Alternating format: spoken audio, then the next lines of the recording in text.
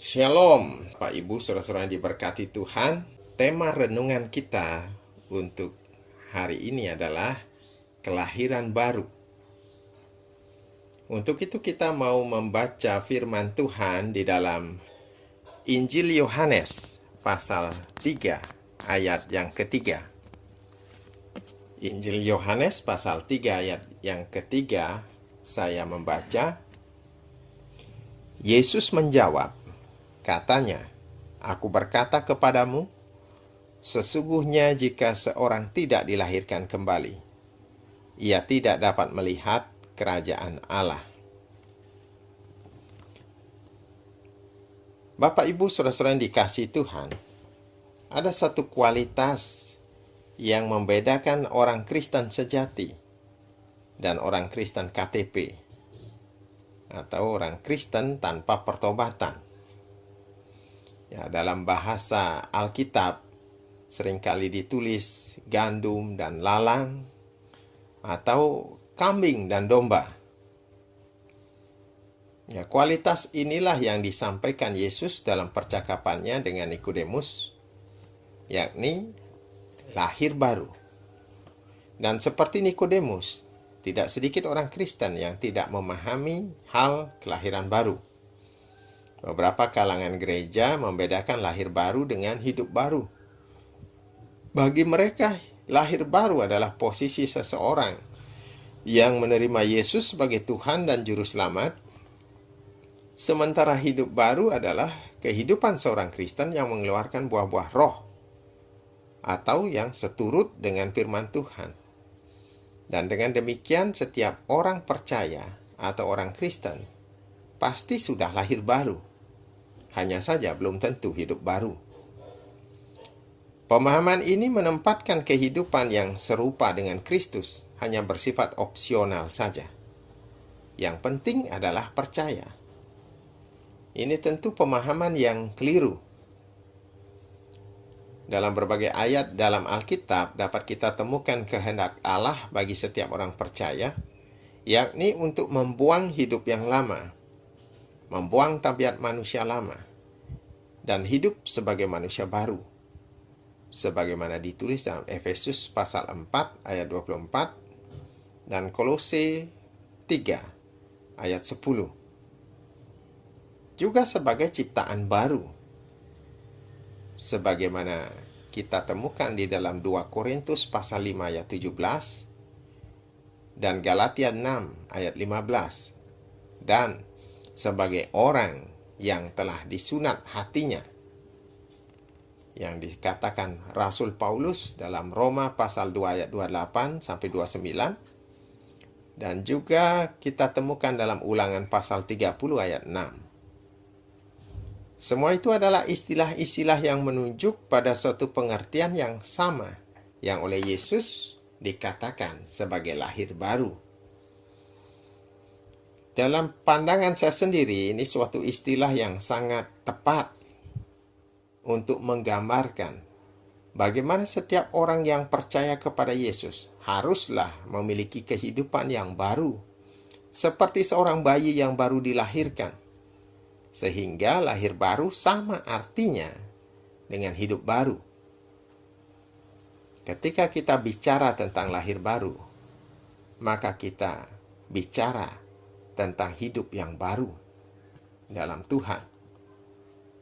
Kapankah seorang mengalami kelahiran baru? Bisa bersamaan dengan baptisannya, bisa juga terjadi sesudah baptisan, atau bahkan sebelum seseorang dibaptis. Karena baptisan hanyalah sebuah tanda lahiriah pertobatan, sebagai suatu komitmen seseorang untuk percaya Yesus, menerima Dia sebagai Tuhan dan Juru Selamat, dan juga sebagai perlambang menguburkan keinginan daging bersama kematian Kristus, dan dilahirkan kembali sebagai manusia baru bersama kebangkitannya. Roma 6 ayat 3-4. Tetapi kelahiran baru adalah pekerjaan Roh Kudus secara pribadi atas orang itu. Ketika orang itu memberi diri bagi Allah untuk dibentuk dan diubah sesuai rencana Tuhan. Sehingga apakah orang itu betul-betul dan sungguh-sungguh sudah mematikan keinginan dagingnya lalu bertekad untuk hidup sebagai manusia baru, hanya orang itu dan Tuhan yang tahu. Tetapi kehidupan seorang yang sudah lahir baru akan dapat dirasakan oleh orang-orang di sekitarnya, karena ada tanda-tanda yang ditunjukkan oleh orang yang sudah lahir baru.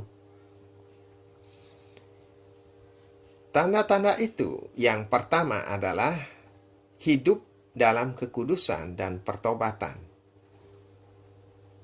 Firman Tuhan di dalam 1 Yohanes pasal 3 ayat 9, setiap orang yang lahir dari Allah tidak berbuat dosa lagi, sebab benih ilahi tetap ada di dalam dia, dan ia tidak dapat berbuat dosa, karena ia lahir dari Allah. Dalam Alkitab Bahasa Indonesia sehari-hari, frase tidak berbuat dosa lagi dikatakan tidak terus-menerus berbuat dosa. Juga dalam terjemahan firman Allah yang hidup dikatakan tidak membiasakan diri berbuat dosa. Jadi orang yang lahir baru, dia tidak lagi terus-menerus berbuat dosa, tidak lagi membiasakan dirinya berbuat dosa. Saudara-saudara dikasihi Tuhan, ketika seseorang percaya Yesus, maka orang itu dibenarkan dan dikuduskan.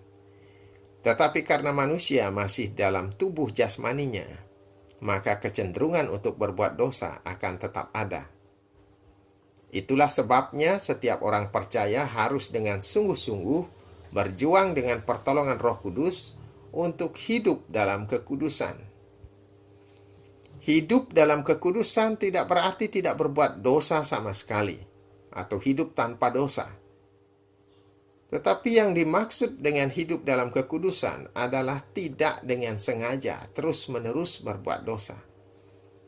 Tidak memanfaatkan kasih karunia Allah untuk berdosa, lalu minta ampun, dan kembali lagi berbuat dosa. Tetapi selalu berusaha hidup benar, hidup membenci dosa, tidak setuju dengan perbuatan dosa.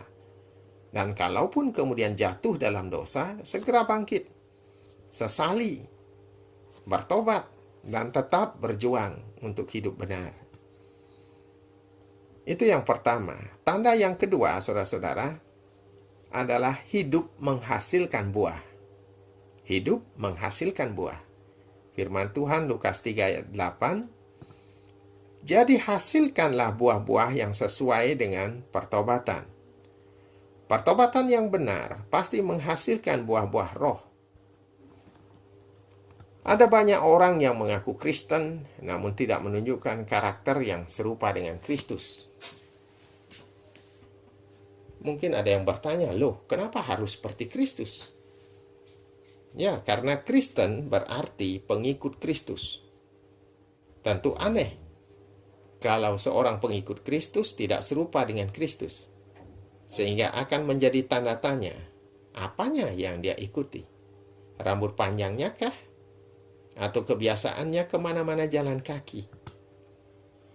Firman Tuhan mengatakan dalam 1 Yohanes pasal 2 ayat 6, barang siapa mengatakan bahwa ia ada di dalam dia, ia wajib hidup sama seperti Kristus telah hidup.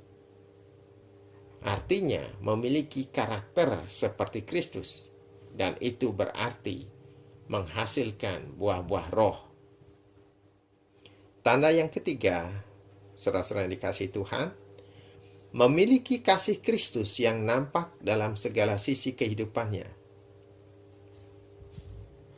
Firman Tuhan di dalam 1 Yohanes pasal 4 ayat 7, saudara-saudaraku yang kekasih, marilah kita saling mengasihi, sebab kasih itu berasal dari Allah, dan setiap orang yang mengasihi lahir dari Allah dan mengenal Allah.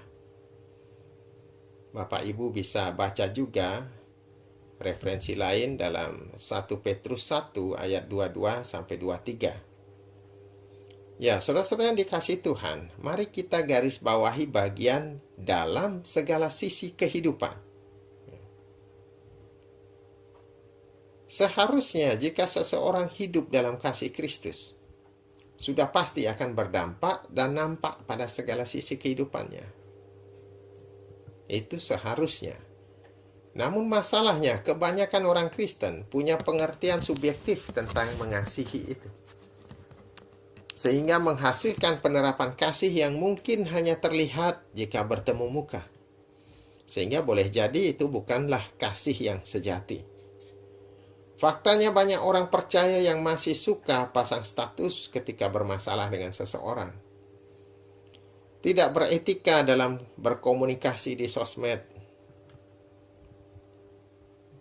Seringkali kita temukan orang yang left group tanpa konfirmasi,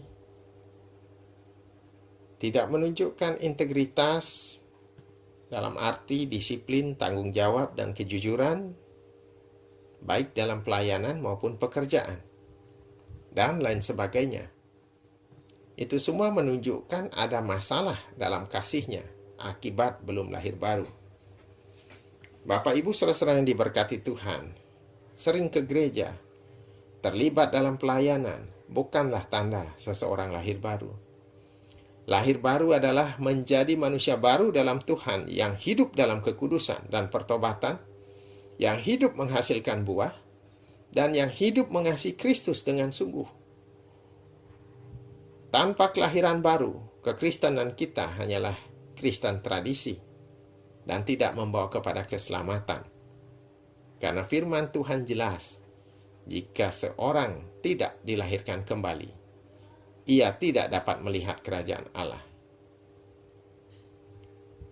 Biarlah saudara dan saya bukan menjadi Kristen karena kelahiran kita atau karena hidup dalam keluarga Kristen, tetapi Kristen karena kita percaya sungguh kepada Yesus sebagai Tuhan dan Juru Selamat kita.